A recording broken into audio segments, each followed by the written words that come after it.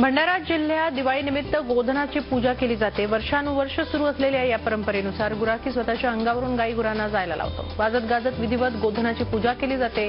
त्यानंतर गावातल्या मिरवणुकीत गुराखी रस्त्यावर आडवा पडतो आणि येणाऱ्या गाई म्हशी गुराख्याच्या अंगावरून पुढे जातात। दिवाळीत लक्ष्मीपूजनानंतर गोधनाची पूजा केली जाते। गाई म्हशींना सजवून त्यांची मिरवणूक काढली जाते। भंडारा जिल्ह्यातल्या जांभुरा या गावातल्या जत्रेत आगळंवेगळं महत्त्व आहे।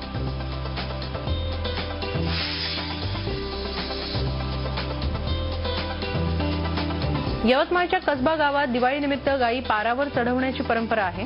दारव्हा तालुक्यातल्या महागाव इथं सर्व धर्मियांकडून ही प्रथा पाळली जाते।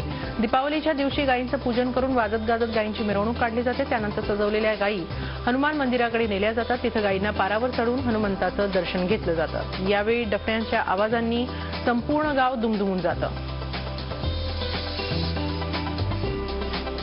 नंदुरबार जिल्ह्यातील सातपुड्याच्या पर्वतरांगेत असलेले अस्तंभा ऋषींच्या दर्शनासाठी हजारो आदिवासी बांधव एकतात। यावर्षी पहिल्याच दिवशी सुमारे 70,000 भाविक तळोदा दाखल झाले। त्यानंतर अस्तंभा ऋषींची जयघोषात मिरवणूक काढण्यात आली। यावेळी आदिवासी बांधव पारंपरिक पोशाखात सहभागी झाले। या यात्रेसाठी महाराष्ट्रासह गुजरात, मध्य प्रदेशातून अनेक जण पदयात्रेनं सहभागी झाले। धुळे शहरातल्या सर्वात मोठ्या श्री स्वामीनारायण मंदिरात दिवाळीनिमित्त अन्नकूट महोत्सव रंगला। यावेळी शेकडो अन्नपदार्थ बनवण्यात आले होते। श्री स्वामीनारायणांना याचा नैवेद्य दाखवण्यात आला। पिंपरी चिंचवडमध्ये पाडव्यानिमित्त हौशी कलाकारांनी भव्य रांगोळी साकारली। पिंपरी गुरवमधल्या डायनासोर गार्डनमध्ये अनेक कलाकारांनी आकर्षक अशी रांगोळी साकारली।